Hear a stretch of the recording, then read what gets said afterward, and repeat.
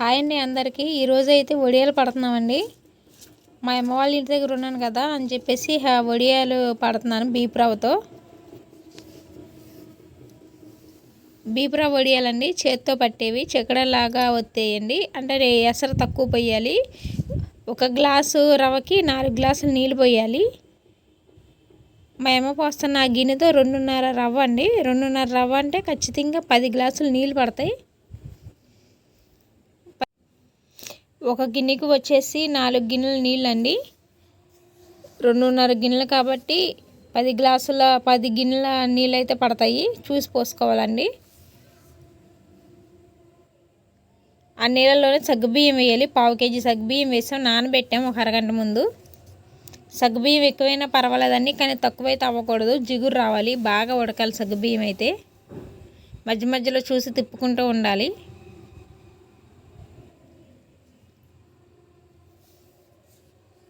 అడగంటకుండా తిప్పుతూ ఉండాలని. సగ్గుబియ్యం ఉడకడానికి టైం అయితే పట్టిద్ది.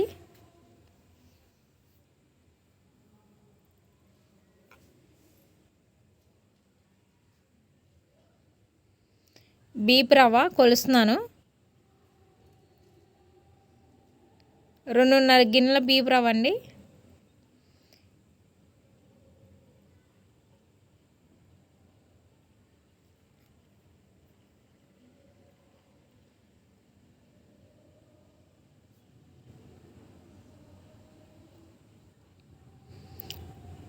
రెండున్నర పోసాను.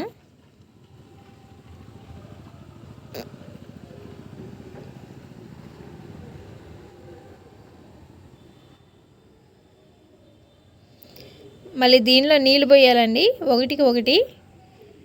రవ్వ నానబెట్టాలి.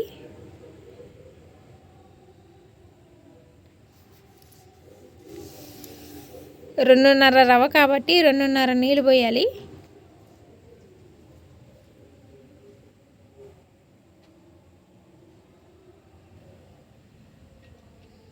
నీళ్ళు పోసేసి నానబెట్టేసి పక్కన పెడదాం. నానితే రవ్వ తొందరగా ఉడికిద్దని అప్పటికప్పుడు కాకుండా. నీళ్ళు పోసాను, కలిపేసేసి పక్కన పెట్టాను. ఆ సగ్గుబియ్యం ఉడికే లోపల ఇది నానిద్ది. ఉప్పు వేయాలండి, మీ టేస్ట్కి సరిపడా వేసుకోండి. చాలకపోతే మాత్రం రవ్వ ఉడికినాక అయినా సరే చూసుకోండి ఒకసారి. ఉప్పు చాలకపోతే అప్పుడైనా సరే సాల్ట్ అయినా కలుపుకోవచ్చు, ఇబ్బంది ఉండదు. చూసి వేసుకోనండి. ఉప్పు తక్కువైనా పర్వాలేదు, లాస్ట్లో కలుపుకోవచ్చు, సాల్ట్ వేసుకోవచ్చు, ఇబ్బంది అయితే ఉండదు. ఎక్కువైతే మాత్రం తినడానికి కూడా పనికిరావండి, చూసి వేసుకోండి. నేనైతే తక్కువే వేశాను, చాలాపోతే లాస్ట్లో వేసుకోవచ్చని. సగ్గుబియ్యం అయితే బాగా ఉడకాలండి, ఎక్కువసేపు బాగా ఉడికి జిగురు రావాలి. మధ్యలో అప్పుడప్పుడు కదుపుతూ ఉండాలి, లేదు అంటే అడుగంటేస్తాయి, సగ్గుబియ్యం మాడిపోతాయి.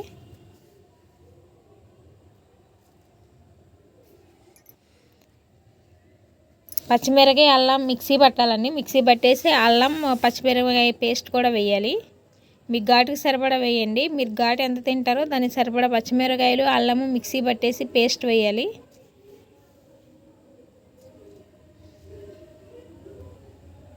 వేసినాక ఒకసారి తిప్పండి.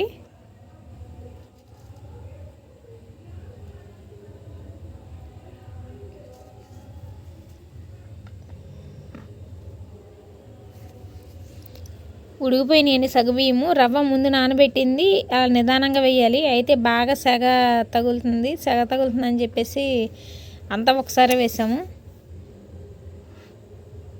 వేస్తూ తిప్పాలండి, అప్పుడు అడగంటకుండా ఉంటుంది. అయితే బాగా సెగ తగులుతుందని చెప్పేసి మొత్తం అంతా వేసినాక తిప్పాం. ఉండలు లేకుండా తిప్పాలండి ఈ టైంలోనే.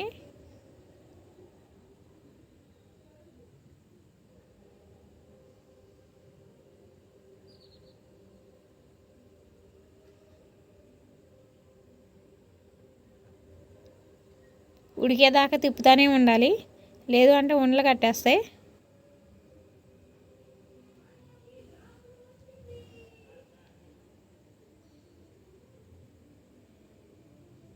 బాగా ఉడకాలండి.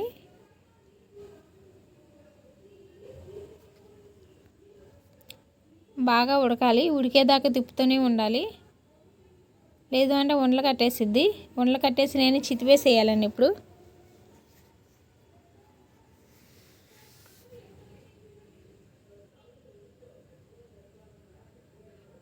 మంట తగ్గించి పెట్టాలండి. మంట కొంచెం తగ్గించితే రవ్వ నిదానంగా ఉడికిద్ది.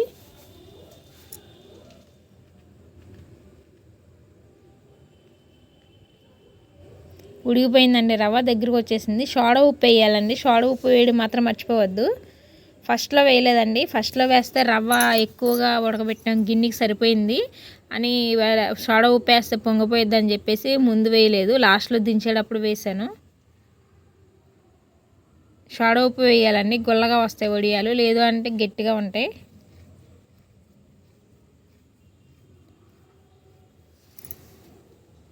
మరీ గట్టిగా ఉండకూడదు, మరీ పలచగా ఉండకూడదు అని అలా ఉండాలి. అలా ఉన్నప్పుడు దించేయడమే. అయిపోయిందండి, ఉడికింది, అది దించేయడమే.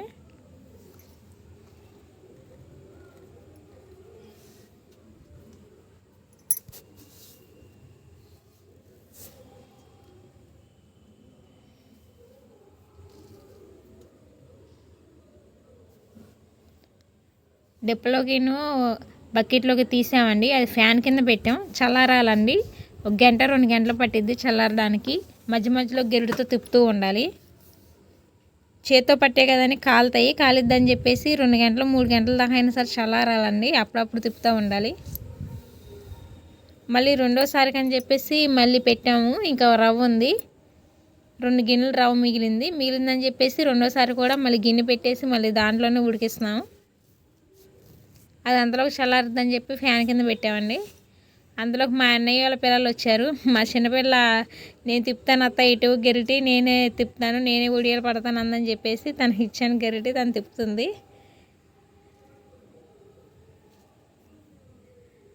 చిన్నపిల్లని మా అన్నయ్య వాళ్ళ చిన్నపిల్ల మా చిన్నోడు ఒకే క్లాసు.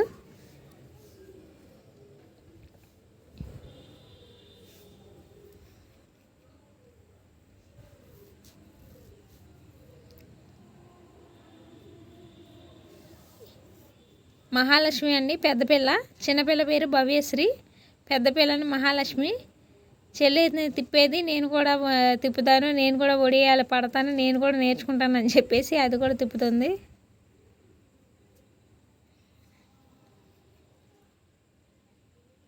మా అన్నయ్యల పిల్లలన్నీ 2 ఆడపిల్లలు.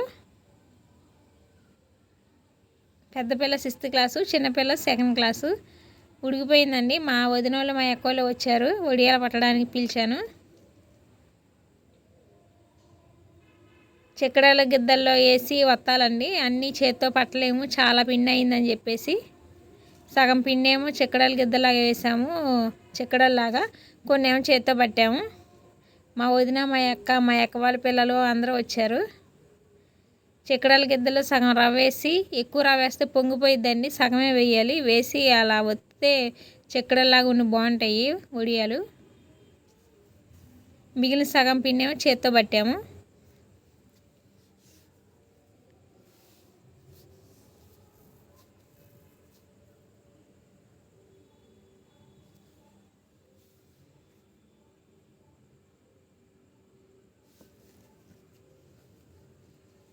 చెక్కడలతో పట్టినవి అయితే ఎలాగోలా పట్టేసాం. చెక్కడాలతో వేసే అయితే అయిపోయినాయండి. ఇప్పుడు చేత్తో పట్టే పడుతున్నాము. బాగా అగ్గేస్తుందని చెప్పేసి పైన చీరలు 3 చీరలు అలా వేసాము, నీడ రావడం కోసం అని చెప్పేసి. నేను మా వదిన మా అక్క వాళ్ళ చేత్తో వేస్తున్నామండి, గాలిపు రాకుండా అయితే పైన చీరలు వేసాం. మా చిన్నాన్నయ్య పిల్లలన్నీ 2 నేను పడతామని చెప్పేసి 2 కలిసి పడుతున్నారనమాట ఒడియాలు. పెద్ద పిల్ల చిన్నపిల్ల అందరూ ఆ కబుర్లు ఈ కబుర్లు చెప్పుకుంటూ ఒడియాలు పడుతున్నామండి. ఇదేం పెద్ద పిల్ల ఏమో చాలా లావులావుగా పట్టింది, లద్దుకోకులాగా పట్టారన్నారని చెప్పేసి ఆ ఒడియాలన్నీ తీసేసి పక్కన పెట్టేసింది. నన్ను అంటారా అని చెప్పేసి నేను పట్టణం అని చెప్పేసి పక్కకు వచ్చేసింది. ఆ చిన్నపిల్ల పడుతుంది. ఇప్పుడు చూడండి, భవ్యశ్రీ మా చిన్నాని వాళ్ళ పిల్లని, మహాలక్ష్మి భవ్యశ్రీ.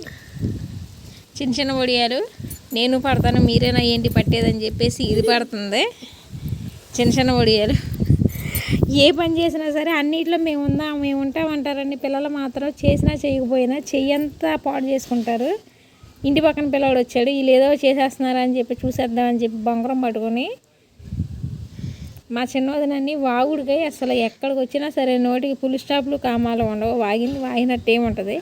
ఆవిడ మాటలు వినాలే కానీ నైట్ అంతా కూర్చోబెట్టి చెప్పిద్ది కబుర్లు. మళ్ళీ అందరూ అయిపోయారు, నేను ఎందుకు పట్టకూడదు అంటా వచ్చాడండి మా రెండో అన్నయ్య వాళ్ళ అబ్బాయి నాగులు. 10th క్లాస్ రాశాడండి. ఎగ్జామ్ అయితే పాస్ అయ్యాడు. అందరూ పడతలేదు కానీ నేను పడితే వచ్చిందా అని వాడు కూడా పడుతున్నాడు. ఎలా పడుతున్నాడు చూడండి. అసలు మా ఇంట్లో మాత్రం ఏదైనా పని చేస్తే ఆడలేదు మగలేదండి, పిల్లలందరూ కలిసి చేస్తాం, అదొక సరదా. వాళ్ళు సరిగ్గా పట్టకపోనే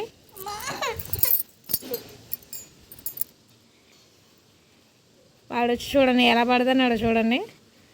అదైనా సరే కొంచెం 5 నిమిషాలు పడే తర్వాత చేయడా మళ్ళీ వెళ్ళిపోతాడు ఊరికినే ఏదో నేను పట్టానని.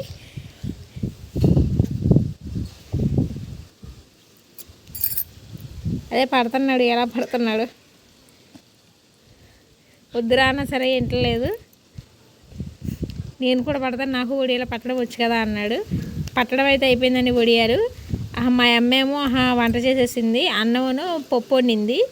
అందరికీ కోడిగుడ్డు అట్టేసిందండి. 2 కోడిగుడ్లు అట్టేసి సగం సగం ముక్కలు చేసింది.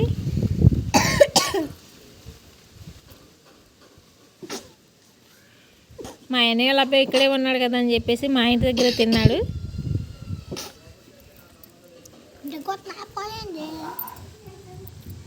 మా ఇంటి దగ్గర తింటున్నాడండి. మా రెండో అన్నయ్య వాళ్ళ అబ్బాయి ఆడుకోవడానికని వచ్చాడు. ఆడుకునే అన్నం తినే టైం అయితే మాత్రం ఎక్కడుంటే అక్కడ తినేస్తారు మా వాళ్ళు. మా పిల్లలు వాళ్ళ ఇంటికి వెళ్ళినా సరే అంతే, అడిగి పెట్టించుకుని మరీ తింటారండి. మా ఫ్యామిలీలో అందరూ ఇలాగే కలిసిమెలిసి ఉంటాం.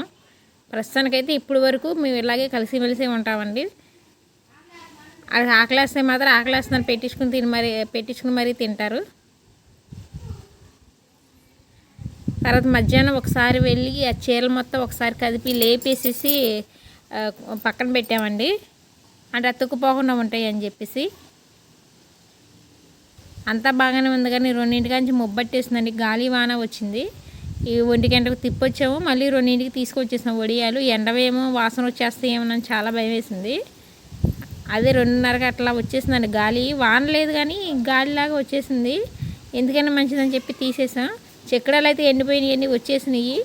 చేతొడియాలు మాత్రం అవి శుద్ధలుగానే ఉన్నాయి, ఎండలేదు. అవన్నీ తీసేసి గాలికి ఆరబెట్టామండి, వాసన వస్తాయేమని చెప్పేసి.